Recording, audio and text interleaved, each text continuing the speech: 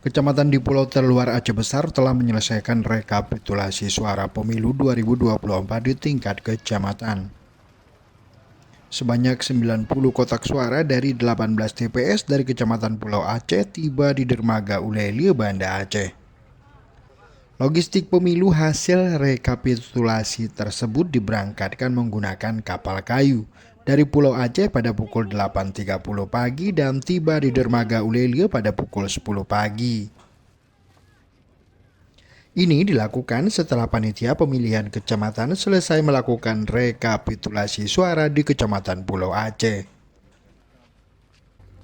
Logistik pemilu tersebut selanjutnya diangkut menggunakan truk menuju KIP Kabupaten Aceh Besar untuk dilakukan rekapitulasi di tingkat kabupaten.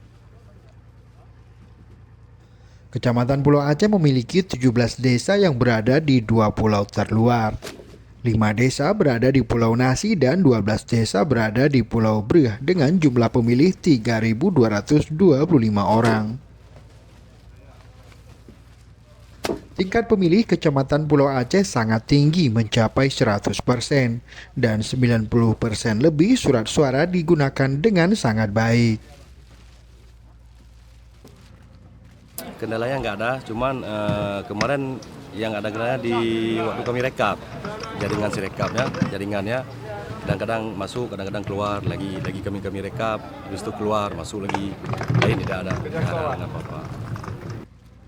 Proses pemungutan hingga perhitungan suara di Pulau Aceh berjalan dengan baik meski sempat mengalami kendala jaringan pada aplikasi Sirekap.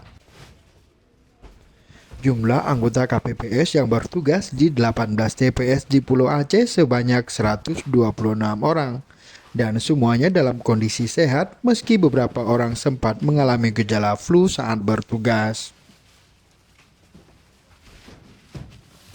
Dari Banda Aceh, Nawafil melaporkan untuk Aceh Video.